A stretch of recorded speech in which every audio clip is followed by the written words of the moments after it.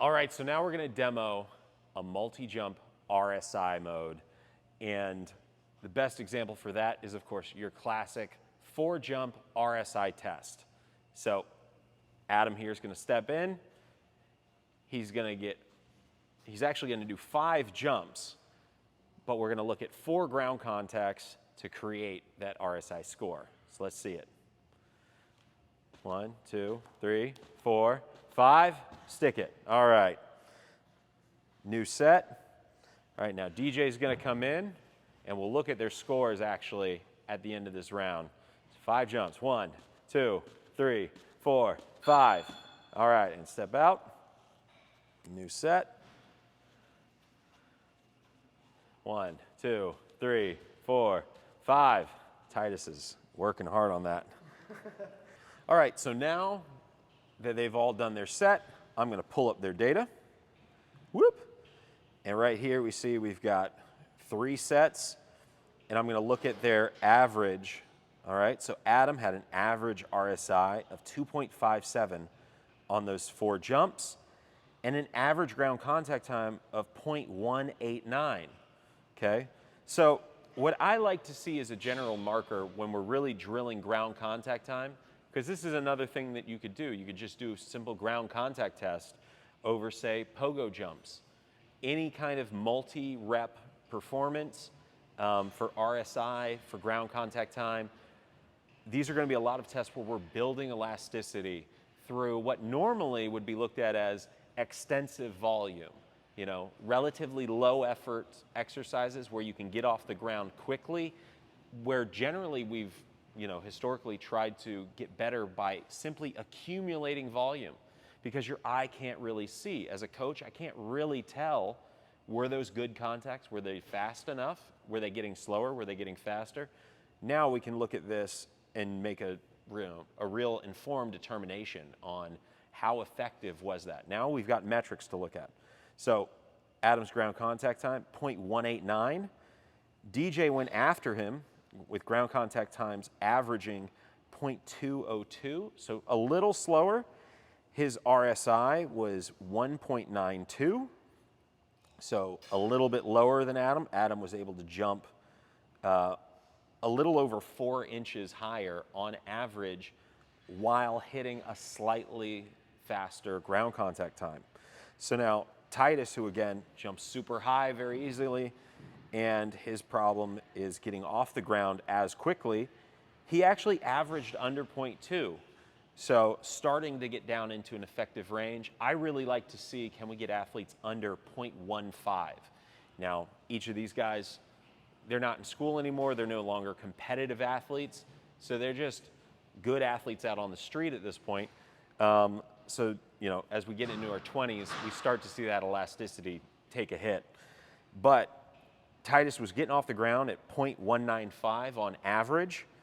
So half of those ground contacts were starting to get in a good range of under 0.2. I myself certainly not going to be, hitting ground contacts like that anymore. And his RSI averaged 2.06. So he actually came in ahead of DJ here and averaged nearly a full inch higher. So again, if we line them up, this is where it gets interesting and where the data can start telling different stories. If we line these guys up by jump height, it's Titus, DJ, Adam. If we line them up by ground contact time, suddenly it inverts, right? And by RSI, DJ falls a little to the back, right? So we can see specific strengths and weaknesses in each of their, each of their jump strategies and each of their athletic traits. All right, so with OVR, it's important that you as a coach have the ability to do whatever you want to do with the devices. You're not locked into my style of training or anyone else's. So one of the cool things here is, while that 4-jump RSI test might be one that there's tons of data on, maybe you have a specific reason why you want to do something further, or maybe you want to see what are the bounds of my athlete's elasticity. So we've just set up a 10-jump RSI test, so we're going to see really who can keep that bounce. So once again, the king of the RSI today, Adam, is going to go first, and we're going to see. It's actually going to be 11 jumps because we're looking at 10 ground contact times. So that first one, that first jump is just to get him in the air and start to feed that energy into the system. Let's see it. 1, 2, 3, 4, 5, 6, 7, 8, 9, 10, 11. Boom. All right. New set. All right, DJ, let's see it. 1, 2, 3, 4, 5, 6, 7, 8, 9, 10, 11. All right, step out. New set. All right, Titus is up. Let's see it. 1, 2, 3, 4, 5, 6, 7, 8, 9, 10, 11.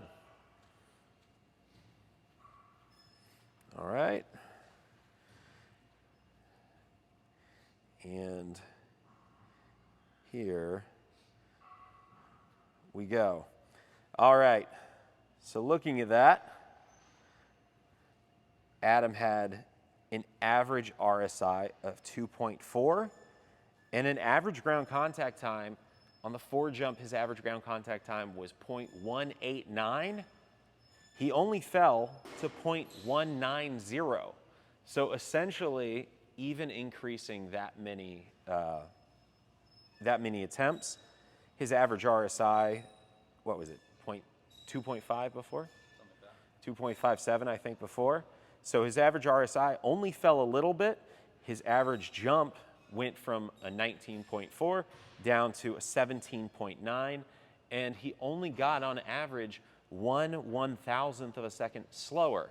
So elasticity, you might not expect it, but elasticity is not, it's at least not his weakness, right?